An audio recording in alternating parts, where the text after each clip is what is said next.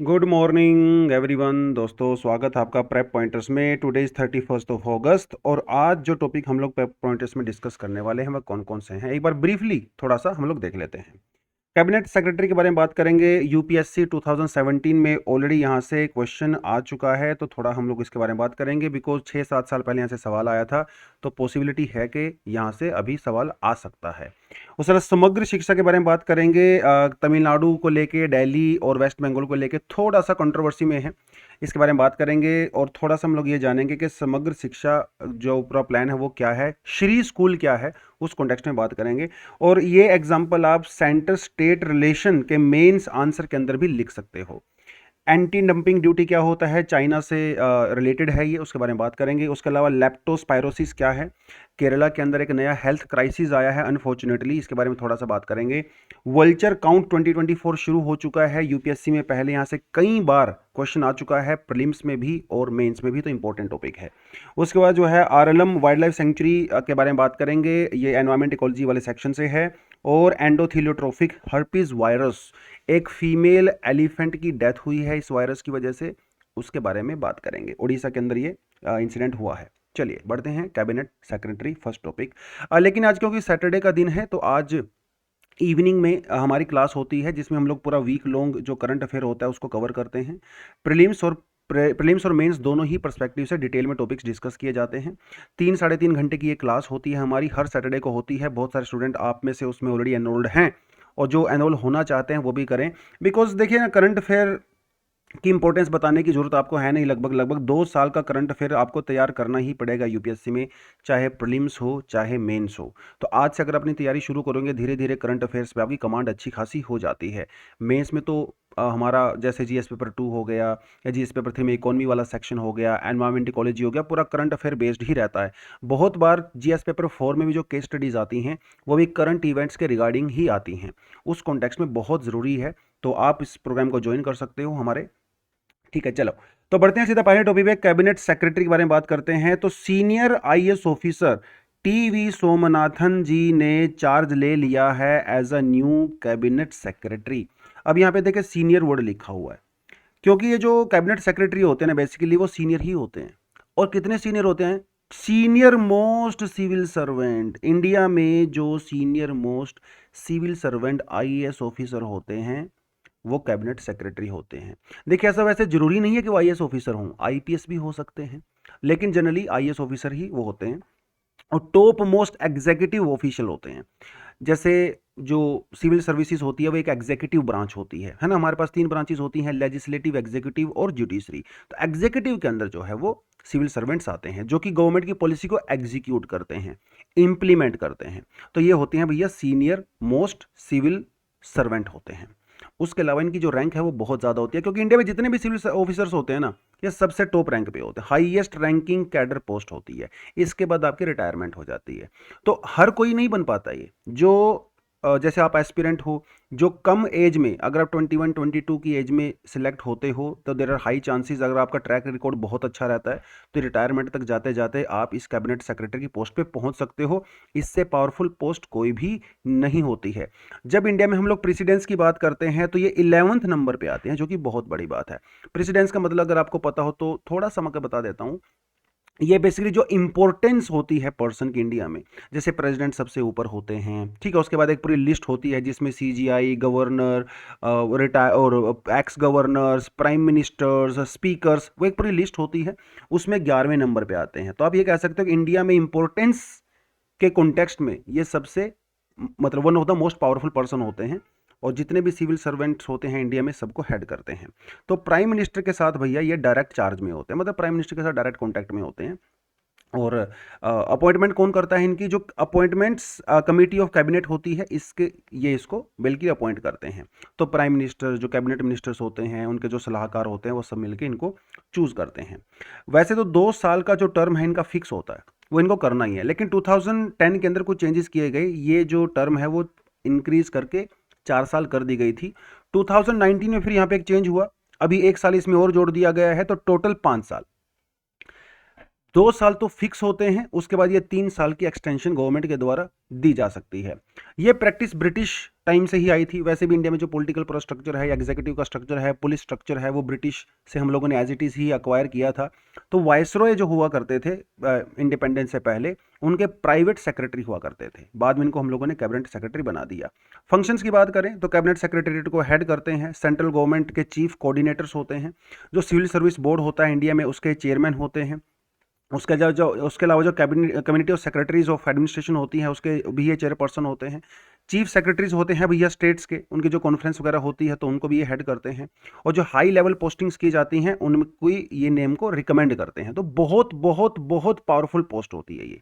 इससे बड़ी powerful post government India में नहीं है।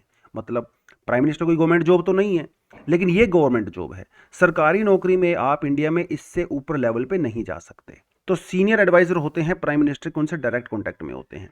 काउंसिल ऑफ मिनिस्टर्स होते हैं, उनकी हेल्प करते हैं अलग अलग तरीके से। जो मीटिंग्स होती हैं कैबिनेट की, उसका एजेंडा फिक्स करना हुआ, या जो मिनट्स जो डिटेलिंग्स वगैरह की जाती है मीटिंग में, वो सब ये प्रिपेयर करते हैं। उसके अलावा जब कोई क्राइसिस का टाइम होता है, पॉलिटिकल क्राइसिस हो या एग्जीक्यूटिव क्राइसिस होता है, इवन नेचुरल डिजास्टर वाले केस में भी ये अपनी इंसाइट प्रोवाइड कराते हैं प्राइम मिनिस्टर को। बहुत बड़ी बड़ी रिस्पॉन्सिबिलिटी होती है इनके पास। जैसे जो इंटर मिनिस्ट्रियल कोऑर्डिनेशन होता है, जैसे health ministry, education ministry, foreign affair ministry, इनके बीच में जब कोऑर्डिनेशन की बात आती है तो ये सेक्रेटेरिएट का ही काम होता है, जिसको ये हेड करते हैं। कोई भी नई पॉलिसी सरकार जब बनाती है, उसके अंदर कुछ चेंजेस करने हुए, अपना इनपुट उसके अंदर देना हुआ, या जो नई पॉलिसी का जो इनिशिएटिव है उसको प्रमोट करने का काम इनका ही होता है। और क्राइसिस सिचुएशन में मैंने आपको बता ही दिया। उसके अलावा प्रेसिडेंट, वाइस प्रेसिडेंट और जो मिनिस्टर्स होते हैं, जो डिपार्टमेंटल एक्टिविटीज़ होती रहती हैं, वो सबको इन्फॉर्म करने का इनका काम होता है। डिटेलिंग बहुत ज़्यादा नहीं है कैबिनेट सेक्रेटरी के बारे में, लेकिन यहाँ से एग्जाम में ऑलरेडी क्वेश्चन आ चुका है। चलिए आगे बढ़ें। समग्र शिक्षा क्या है, देखिए पूरा मामला। जब हम लोग नेशनल एजुकेशन पॉलिसी 2020 की बात करते हैं तो कुछ स्टेट्स इसको अपोज कर रहे हैं। जैसे तमिलनाडु कहता है भैया हम लोग नेशनल एजुकेशन पॉलिसी को इम्प्लीमेंट नहीं करेंगे। एक तो वो कंट्रोवर्सी तमिलनाडु और स्टेट गवर्नमेंट, जो स्टेट गवर्नमेंट है और सेंट्रल गवर्नमेंट के बीच में चलती है। इसी के बीच में हम लोग एक इनिशिएटिव लेके आए जिसे कहते हैं समग्र शिक्षा अभियान। उस कॉन्टेक्स्ट में थोड़ा सा हम लोग बात कर सकते हैं। देखिए, समग्र शिक्षा अभियान के तहत सेंट्रल गवर्नमेंट पैसा देती है स्टेट गवर्नमेंट्स को, ठीक है। लेकिन यह पैसा सिर्फ उन्हीं स्टेट्स को मिलता है जो पीएम श्री स्कीम को अपने स्टेट में इंप्लीमेंट करते हैं, ठीक है। हमारा जो एजुकेशन मिनिस्ट्री है उसके द्वारा इंप्लीमेंट किया जाता है। अब तमिलनाडु की सरकार का यह कहना है कि हम लोग पीएम श्री स्कीम को इंप्लीमेंट नहीं करेंगे, जो कि समग्र शिक्षा अभियान के अंडर में आती है। सरकार का कहना है कि भैया जब आप इसको इंप्लीमेंट नहीं करना चाहते हो तो आपको पैसा भी नहीं मिलेगा। तमिलनाडु की सरकार कह रही है कि हमें पैसा दीजिए। सेंट्रल गवर्नमेंट यह कह रही है कि उससे पहले आपको एक मेमोरेंडम ऑफ अंडरस्टैंडिंग साइन करना पड़ेगा सेंट्रल गवर्नमेंट के साथ कि हम लोग न्यू एजुकेशन पॉलिसी को इंप्लीमेंट करेंगे। लेकिन वो इश्यूज दोनों के बीच में चल रहा है। तमिलनाडु, दिल्ली, पंजाब और वेस्ट बंगाल ने इसको अभी इंप्लीमेंट नहीं किया है, ठीक है। इसलिए इनको फंडिंग भी नहीं मिली है इन 3-4 स्टेट्स को। समग्र शिक्षा अभियान क्या होता है थोड़ा सा आपको बताता चलूं। इससे पहले हमारे पास एक अभियान हुआ करता था, सर्व शिक्षा अभियान, राष्ट्रीय माध्यमिक शिक्षा अभियान और टीचर एजुकेशन। ये तीनों प्रोग्राम बहुत सालों से चल रहे थे देश में। इन तीनों को मर्ज करके हम लोगों ने एक समग्र शिक्षा अभियान चलाया है सेंट्रल गवर्नमेंट की तरफ से। इसका मेन काम क्या होता है? इसका मेन काम होता है कि जो 12th तक के स्टूडेंट होते हैं, ठीक है, प्री स्कूल से लेकर 12th स्टैंडर्ड तक, उनको क्वालिटी एजुकेशन प्रोवाइड करवानी है, ठीक है। ये इसका बेसिक मेजर काम होता है। अब पीएम श्री स्कीम क्या है? पीएम श्री स्कीम के तहत जैसे नवोदय विद्यालय होते हैं, केंद्रीय विद्यालय होते हैं, तो उसी तरह का रहता है। हाई क्वालिटी स्कूल्स इंडिया में एस्टेब्लिश करने हैं। प्रधानमंत्री school for the rising India इसकी फुल फॉर्म होती है। ये एक सेंट्रल स्पॉन्सर्ड स्कीम होती है जिसमें इंडिया में 14,000 से भी ज्यादा हाई क्वालिटी स्कूल्स एस्टेब्लिश करने हैं। इनकी जो भी कॉस्टिंग होगी 60% सेंट्रल गवर्नमेंट से आएगी, 40% स्टेट गवर्नमेंट से आती है। But in case of Himalayan states जैसे Himachal, Uttarakhand, Jammu Kashmir, north east states हैं, यहाँ पे 90% फंडिंग सेंट्रल गवर्नमेंट करता है और 10% फंडिंग यहाँ पे स्टेट गवर्नमेंट करती है। High quality high education standard ये school all over India establish करने हैं। ये जो स्कूल एस्टेब्लिश होंगे ये बेस्ड हैं न्यू एजुकेशन पॉलिसी 2020 के तहत। हल्का सा अगर आपको मैं बताता चलूं उसमें क्या होता है, न्यू एजुकेशन पॉलिसी में एक 3 लैंग्वेज फॉर्मूला है। इसमें यह होता है कि एक तो जैसे इंग्लिश हो गया, कनेक्टिंग लैंग्वेज हो गई, हिंदी हो गई, और एक आपकी स्टेट की जो भी लैंग्वेज है, आप बच्चों को ये तीनों लैंग्वेज पढ़ाओगे, ये इसके अंदर किया जाता है। तमिलनाडु सरकार का ये कहना है कि हम लोग इसको इंप्लीमेंट नहीं करना चाहते क्योंकि इससे तमिल लैंग्वेज की प्रमोशन नहीं होती है, और संस्कृत और हिंदी को तमिल लैंग्वेज से ज्यादा प्रेफरेंस दिया गया है, इसे हम लोग इसको इंप्लीमेंट नहीं करेंगे, ऐसा तमिलनाडु की सरकार का कहना है। हालांकि सेंट्रल गवर्नमेंट ये कह रही है कि इससे ऐसा कुछ भी नहीं है, आप तमिल लैंग्वेज जो है अपने स्टेट में आराम से पढ़ाइए, किसी को कोई दिक्कत नहीं है। 3 लैंग्वेज का फॉर्मूला यही है कि बेसिकली आप 5th स्टैंडर्ड तक, और हो सकता है कभी कभी 8th स्टैंडर्ड तक भी अपनी लोकल लैंग्वेज में पढ़ाते हो। तो ये पॉलिटिकल मुद्दा भी है बेसिकली सेंटर स्टेट रिलेशन के बीच में। तो ये जो स्कीम चलाई गई थी, ये हम लोगों ने चलाई थी 2022 से। 27,000 करोड़ रुपीस का इसका बजट है इन स्कूल को एस्टेब्लिश करने का। 26-27 तक इसको करना है। 20 लाख स्टूडेंट जो यहाँ पे एडमिशन लेंगे उनको ये बेनिफिट डेफिनेटली करेगा। जो एग्जिस्टिंग स्कूल्स हैं हमारे, जो एग्जिस्टिंग स्कूल हैं सेंट्रल गवर्नमेंट जिनको हैंडल करती है एंड ऑल दैट, उनका इंफ्रास्ट्रक्चर जो है वो इंप्रूव करना है, उनको अपग्रेड करना है। लेटेस्ट टेक्नोलॉजी, आर्टिफिशियल इंटेलिजेंस का यूज किया जाएगा यहाँ पे, स्मार्ट स्कूल्स वगैरह, स्पोर्ट्स यहाँ पे किया जाएगा। ये आपने यहाँ पे थोड़ा सा याद रखना है। तो 3-4 चीजें हैं यहाँ पे जो आपको करनी है यहाँ पे। न्यू एजुकेशन पॉलिसी 2020 को इंप्लीमेंट करने के लिए स्कूल एस्टेब्लिश किए जाएंगे जो कि न्यू एजुकेशन पॉलिसी पे बेस्ड हैं। ठीक है, समग्र शिक्षा अभियान के तहत कौन कौन से प्रोग्राम हम लोगों ने मर्ज किए हैं? सर्व शिक्षा अभियान, राष्ट्रीय माध्यमिक शिक्षा अभियान and the teacher education. State के साथ क्या लफड़ा है? उनका साथ इशू यही है कि ये इसको इंप्लीमेंट नहीं करना चाहते क्योंकि इनको लगता है कि इनकी स्टेट्स की जो लोकल लैंग्वेज है, जो इनकी स्टेट लैंग्वेज है, वो शायद यहाँ पे हैम्पर हो सकती है। यहाँ पे संस्कृत और हिंदी को ज़्यादा प्रेफरेंस दी गई है। उस कॉन्टेक्स्ट में अपने याद रखना है। बिकॉज ये इसको इंप्लीमेंट नहीं कर रहे हैं स्टेट्स, इसलिए सेंट्रल गवर्नमेंट इनको फंडिंग भी नहीं दे रही है। वो थोड़ा अपने इसको उस कॉन्टेक्स्ट में याद रखना है। चलिए, anti dumping duty. Anti dumping duty जब भी आप इंडिया के कॉन्टेक्स्ट में सुनोगे तो यहाँ पे चाइना हमेशा ही सेंटर में होता है। एंटी डंपिंग ड्यूटी क्या होती है तो आपको वो पता होना चाहिए थोड़ा सा, मतलब यहाँ पे लिखा हुआ है प्रॉपरली सब कुछ, बट एनीवेज आपको बता देता हूं। जैसे कोई सामान, जैसे यहाँ पे सोलर पैनल की आप बात कर सकते हो, फॉर एग्जांपल सोलर पैनल जो चाइना मैन्युफैक्चर करता है, ये सोलर पैनल इंडिया में आते हैं। ठीक है, हम लोग इसको इंपोर्ट करते हैं, लेकिन ये सोलर पैनल इतने चीप होते हैं, इतने सस्ते होते हैं कि इंडिया की जो डोमेस्टिक मैन्युफैक्चरिंग है वो इससे पूरी तरह से बर्बाद हो जाती है, क्योंकि हमारे डोमेस्टिक सोलर पैनल का प्राइस ज्यादा होता है, चाइना से आने वालों का सस्ता होता है। तो ये क्या है, ये चाइना डंप कर रहा है। और डंपिंग का एक और कॉन्टेक्स्ट होता है, जैसे चाइना जो सोलर पैनल चाइना में बेचता है, मान लो उसका प्राइस है 100 रुपए, लेकिन यही सेम पैनल जब चाइना से इंडिया में आते हैं तो इनका प्राइस हो जाता है 80 रुपए, क्योंकि चाइना उसके ऊपर सब्सिडी देता है। तो भाई जो आप एक्सपोर्ट कर रहे हो 80 रुपए में कर रहे हो, अपने खुद की कंट्री में आप 100 रुपए बेच रहे हो। तो इसे कहते हैं डंपिंग। चाइना अपने सामान को इंडिया में डंप कर रहा है, इससे हमारी खुद की जो डोमेस्टिक इंडस्ट्री है वो बर्बाद हो रही है। इस समय ये जो डंपिंग ड्यूटी है वो एल्यूमिनियम फॉइल्स के लिए लगाई गई है, मतलब रिकमेंडेशन आई है कि आप इसके ऊपर एंटी डंपिंग ड्यूटी लगा दीजिए। चाइना इंडिया में एल्यूमिनियम फॉइल इतने सस्ते रेट में इंपोर्ट करता है कि हमारी जो लोकल इंडस्ट्री है वो पूरी तरह से बर्बाद यहाँ पे हो रही है। उस कॉन्टेक्स्ट में आपने इसको याद रखना है। तो डंपिंग वो प्रैक्टिस होती है where a manufacturer in one country exports a product to the another country at a price lower than the price it normally charges in its own domestic market। जैसे मैंने आपको बताया डोमेस्टिक मार्केट में price कितना है, China में 100 रुपए, India में कितना है 80 रुपए। तो this is the meaning of dumping. अब इंडिया क्या करेगा, इंडिया इसके ऊपर एंटी डंपिंग ड्यूटी लगाएगा, मतलब हम इसके ऊपर टैरिफ लगाएंगे। टैरिफ मतलब टैक्स लगाएंगे। वो टैक्स लगाने से क्या होगा, ये जो 80 रुपए का मिल रहा था ना, अब ये 100 रुपए का मिलने लगेगा, मतलब लेवल प्लेइंग फील्ड। इंडिया में जो एल्यूमिनियम फॉइल मैन्युफैक्चरिंग कंपनीज हैं उनका जो प्राइस है चाइना वाले प्राइस से कंपेरेबल हो जाएगा। ये हम लोग करते हैं ताकि वो नॉर्मल वैल्यू पे आ सके। भाई कंपटीशन तो मार्केट में जरूरी है ना, अगर एक चीज 100 रुपए की मिलेगी, दूसरी 50 रुपए की मिलेगी, तो जो 100 रुपए वाला प्राइस वाली कंपनी है वो तो बर्बाद ही हो जाएंगी, वो तो बंद हो जाएंगी।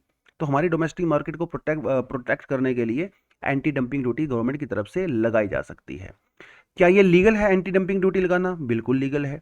डब्ल्यूटीओ ने ये कहा है अगर कोई कंट्री ऐसी प्रैक्टिस करती है, यूजुअली चाइना करता है, आप उनके ऊपर इस तरह का टैक्स एक्स्ट्रा लगा सकते हो। ये लेकिन वो प्रॉपर इंक्वायरी के बाद होना चाहिए, मतलब ये प्रूफ हो जाना चाहिए कि एक्चुअली ये डंपिंग कर रहे हैं। इंडिया में कौन लगाता है? The directorate general of the trade remedies, DGTR, जो कि ministry of commerce and industry के अंदर में काम करता है, ये उस पूरे केस को इन्वेस्टिगेट करते हैं। अगर इनको लगता है कि चाइना डंपिंग कर रहा है तो फिर ये रिकमेंड करते हैं सरकार को, और सरकार इसके ऊपर ये ड्यूटी लगा सकती है। फाइनल जो डिसीजन होता है वो मिनिस्ट्री ऑफ फाइनेंस का ही होता है। जो इन्वेस्टिगेशन होती है वो director general of trade remedies इसको करते हैं। ठीक है, 5 साल तक के लिए आप इसको लगा सकते हो, लेकिन अगर ये फिर भी कंटिन्यू रहता है तो आप इसको एक्सटेंड भी कर सकते हो, इसमें कोई दिक्कत वाली बात नहीं है। तो डंपिंग क्या होती है? जब चाइना हमारे देश में सामान डंप करता है बहुत ही सस्ते रेट में, वो डंपिंग होती है। ड्यूटी मतलब टैक्स कह सकते हो आप, ड्यूटी मीन्स टैक्स या टैरिफ, आप ये कह सकते हो। तो इंडिया को ये लीगल अधिकार है, अगर चाइना किसी सामान को बहुत सस्ते में इंडिया में डंप कर रहा है तो हम उसके ऊपर ड्यूटी लगा के उसके प्राइस को बढ़ा सकते हैं, ताकि डोमेस्टिक इंडस्ट्री प्रोटेक्ट रह सके। ठीक है, बस इससे ज़्यादा कुछ नहीं करना होता है प्रीलिम्स के पर्सपेक्टिव से। लेप्टोस्पायरोसिस क्या है? ये केरला के अंदर एक नया हेल्थ क्राइसिस है, लेप्टोस्पायरोसिस। ये बेसिकली फीवर है। ध्यान रखना है कि वायरस से नहीं फैलता है, ये बैक्टीरियल इन्फेक्शन है। इसे रैट फीवर भी कहते हैं, क्योंकि जनरली ये चूहों से जनरेट होता है। चूहे इन्फेक्टेड होते हैं तो वो फिर पानी को कंटेमिनेट कर देते हैं, फूड को कंटेमिनेट कर देते हैं, जे हम इसको कंज्यूम करते हैं तो ये फिर हमारे बॉडी में भी आ जाता है। ठीक है, कई तरह के एनिमल्स में हो सकता है, लेकिन यूजुअली इसके लिए जो चूहे होते हैं रैट, वो ज़्यादा रिस्पॉन्सिबल हो सकते हैं। जैसे आपकी बॉडी में अगर कोई घाव है, कोई वुंड है, कट लगा हुआ है, अब्रेशन है, कोई अब्रेशन मतलब ये होता है कि जैसे आपकी बॉडी कभी कभी किसी जैसे दीवार के साथ फ्रिक्शन हो जाता है तो थोड़ा सा घिस जाती है हमारी बॉडी ना, ऊपर से थोड़ा रबिंग टाइप का, उसे अब्रेजन बोलते हैं। तो हमारी आँखों से, नाक से, मुंह से जब ये कंटेमिनेटेड वाटर हमारी बॉडी में जाता है तो ये बैक्टीरिया भी चला जाता है और ये हमें इम्पैक्ट कर सकता है। फ्लू टाइप का रहता है, बेसिकली बुखार जैसा रहता है। तो इसमें हाई फीवर, ठंड आपको लगनी शुरू हो जाती है, मसल पेन होता है, सर दर्द होता है, डायरिया वगैरह वो सब हो सकता है, और किसी किसी केस में जो है वो डेथ भी यहाँ पे हो सकती है। तो इस समय केरला के अंदर अनफॉर्चुनेटली ये गया हुआ है। इसकी एज सच कोई वैक्सीन वगैरह एज सच है नहीं हमारे पास। जनरली हम लोग प्रोटेक्टिव मेजर्स ही लेते हैं, जैसे ग्लव्स वगैरह पहनना, थोड़ा सैनिटेशन का ध्यान रखना, उस तरह की चीज़ें ही आप यहाँ पे कर सकते हो। चलिए, वल्चर काउंट 2024। वल्चर मतलब जो होते हैं, जैसे चील होती हैं या जो कि सफाई करने का काम करते हैं, बेसिकली उस कॉन्टेक्स्ट में है ये। सितंबर 7 से लेकर अक्टूबर 6 तक इंडिया में वल्चर काउंट किया जाएगा, उनकी पॉपुलेशन की गिनती यहाँ पे की जाएगी। वल्चर होते हैं बहुत ज़्यादा ज़रूरी हमारे लिए, क्यों होते हैं थोड़ा आपको मैं बताऊंगा। 7 सितंबर को इंटरनेशनल वल्चर अवेयरनेस डे मनाया जाता है, तो तब से हम इसकी शुरुआत करने वाले हैं। इंडिया में जो वल्चर्स क्रिटिकली एंडेंजर्ड हैं उनकी काउंटिंग हम लोग यहाँ पे करने वाले हैं। ये होते हैं नेचुरल स्कैवेंजर्स। ठीक है, इकोसिस्टम में, नेचर में इनका बहुत ही ज़्यादा इंपॉर्टेंट रोल होता है।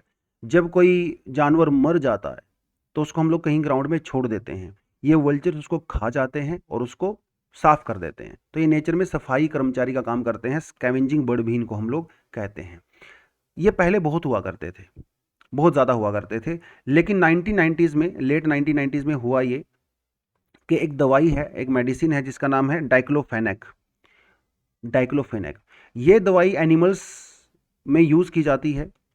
ठीक है, एंटी इन्फ्लेमेटरी ये दवाई होती है। तो जब आप किसी को ये इंजेक्शन लगाते हो जानवर को, जब वो बाद में जानवर मर जाता है और उसको वल्चर खाते हैं तो ये दवाई वल्चर की बॉडी में चली जाती है, जिसकी वजह से उनका जो फर्टिलिटी रेट है वो कम हो जाता है, जो वो अंडे देते हैं वो फूट जाते हैं, किडनी के बीमारियां उनको हो जाती हैं और वो मर जाते हैं। तो 1990s में ये दवाई जब इंडिया में इंट्रोड्यूस हुई तो इंडिया में वल्चर्स अचानक से 4-5 साल के अंदर ही 90% खत्म हो गए, मर गए। और तब से लेकर इंडिया में वल्चर की वो नेचुरल पॉपुलेशन आ ही नहीं पाई। हालांकि इंडिया में आज मोस्टली डाइक्लोफेनेक को बैन कर दिया गया है, लेकिन इसके जो दूसरे वेरिएंट हैं वो आज भी यूज़ अनफॉर्चुनेटली इंडिया में होते हैं, और जिसकी वजह से वल्चर्स की वो नेचुरल पॉपुलेशन ग्रोथ यहाँ पे नहीं हो रही है। तो वल्चर जो है वो एक ज़माने में इंडिया में हर जगह पाए जाते थे, बाद में जब इनकी डेथ हो गई तो बहुत सारे क्रिटिकली एंडेंजर्ड हो गए। अब जो हम लोग पॉपुलेशन काउंट करेंगे वल्चर्स का, इसमें सिटीजन और पब्लिक लोकल कम्युनिटी का बहुत ज़्यादा सपोर्ट रहने वाला है। तो आप भी इसके अंदर एक तरह से पार्टिसिपेट कर सकते हो। इंडिया में अलग अलग तरह के वल्चर स्पीसीज पाए जाते हैं, ये आपने बिल्कुल 100% याद रखना है, इस पर रट्टा मार लेना है प्रीलिम्स के पर्सपेक्टिव से। खासकर जो क्रिटिकली एंडेंजर्ड हैं, नॉर्मल वाले में याद करने की जरूरत नहीं रहे, जैसे व्हाइट रम्प्ड वल्चर है, Indian vulture, red headed vulture और स्लेंडर बिल्ड वल्चर, ये चारों क्रिटिकल एंडेंजर्ड कैटेगरी में आते हैं। इन पे रट्टा मार लेना, एग्जाम में एज इट इज आपसे सवाल पूछा जाता है। साइट्स की बात करें, देखिए यूजली जो अपेंडिक्स 1 में होते हैं ना वो आपको याद करने होते हैं, अपेंडिक्स 2 वाले याद करने की जरूरत आपको है नहीं। अपेंडिक्स 1 वाले वो होते हैं जो पूरी तरह से जिनकी इंटरनेशनल ट्रेड प्रोहिबिट होती है, क्योंकि इंटरनेशनल ट्रेड अगर इनका हो गया ना तो ये एक्सटिंक्ट हो सकते हैं, खत्म हो सकते हैं इकोसिस्टम से। तो ये अपेंडिक्स 1 वाले वो होते हैं। अपेंडिक्स 2 वाले उतने ज़्यादा बैंड नहीं है, प्रोटेक्टेड नहीं है, लेकिन अगर इनकी ट्रेड को नहीं रोका गया तो ये भी एक्सटिंक्ट वाली कैटेगरी में आ सकते हैं। तो लेकिन जो ज़्यादा इंपॉर्टेंट है वो आपका अपेंडिक्स 1 वाला है, जो आपको एग्जाम के लिए याद करना है। जब हम लोग इंडिया में वाइल्ड लाइफ प्रोटेक्शन एक्ट की बात करते हैं तो ये सारे के सारे जो है वो शेड्यूल 1 के अंदर भी आते हैं। शेड्यूल 1 में आने का मतलब ये है कि इनको हाईएस्ट डिग्री ऑफ प्रोटेक्शन दिया गया है। अगर आपने इनको मार दिया तो भैया आपको जेल है, आपको बेल भी नहीं मिलेगा, मतलब बहुत कम चांसेस होते हैं।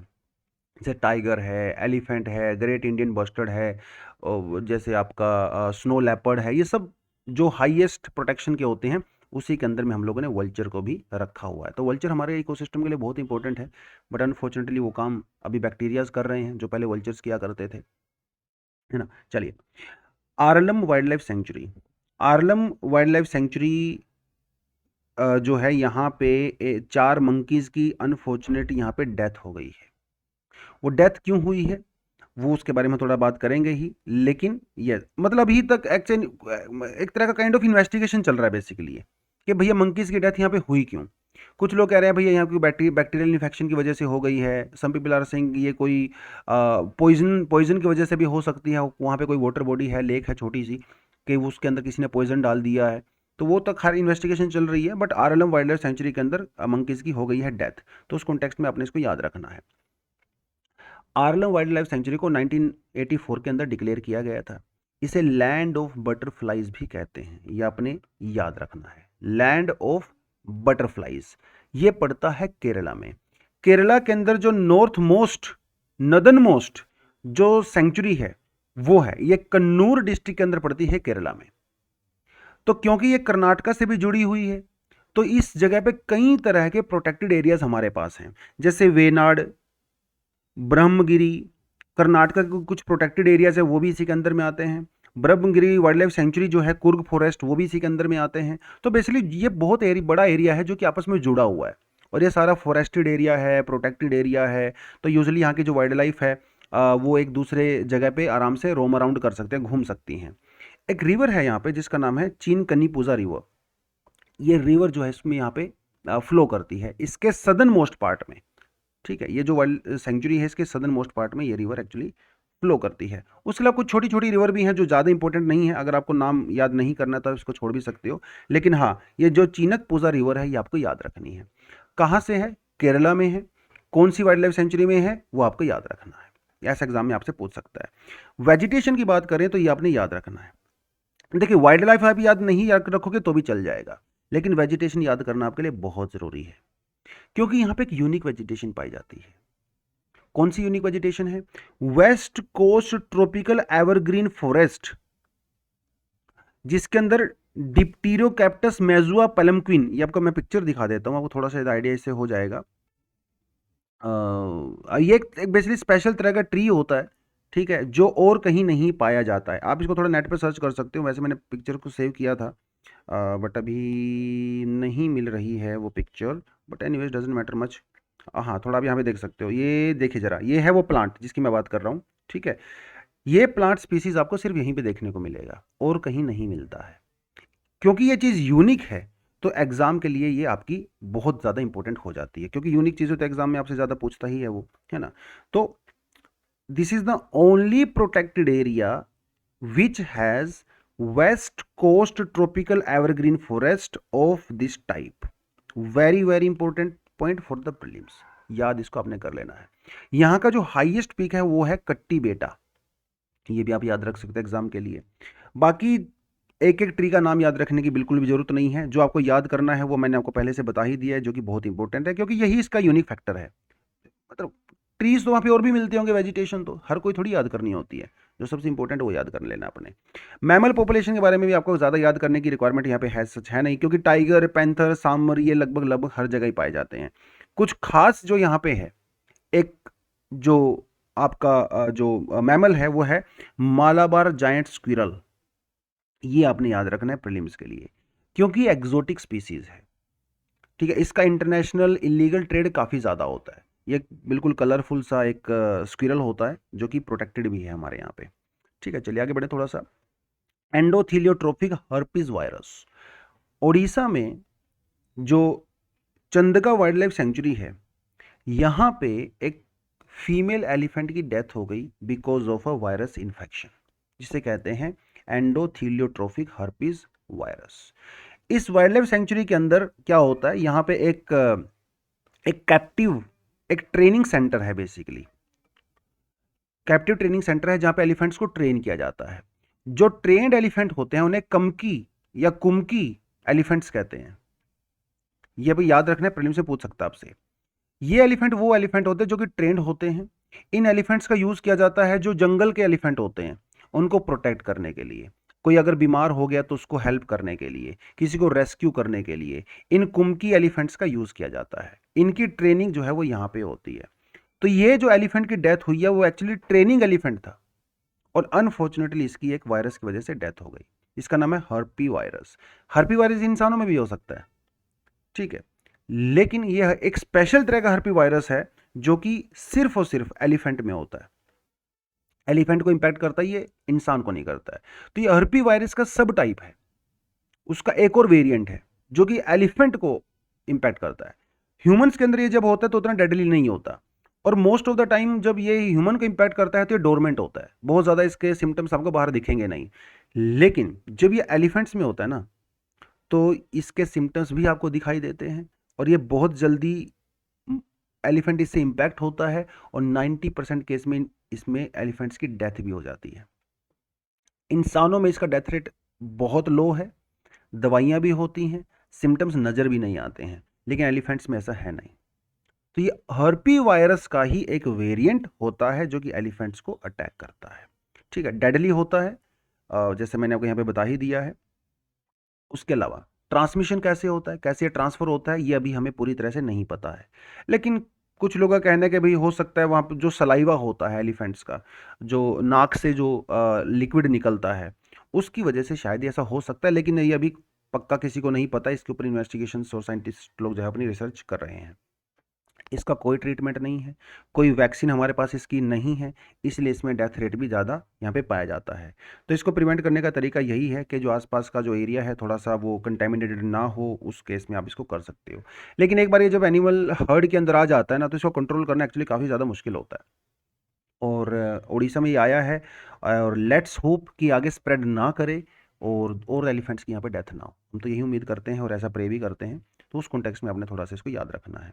तो आज के टॉपिक्स हम लोग यहीं पे एंड करते हैं। फिर से बता देता हूँ, आज सैटरडे का दिन है, तो सैटरडे को मतलब 99.9% केसेस में सैटरडे को, कभी कभी कुछ रेयर इवेंट इधर हो जाता है, तो संडे को हम लोग ये क्लास करते हैं, करंट अफेयर की क्लास करते हैं, जिसमें प्रीलिम्स और मेंस दोनों का ही करंट अफेयर आपको कवर करवाया जाता है, एकदम बिल्कुल इन डेप्थ एनालिसिस के साथ। ठीक है, चलो आज यहीं पे एंड करते हैं। Thank you very much, all the best, जय हिंद।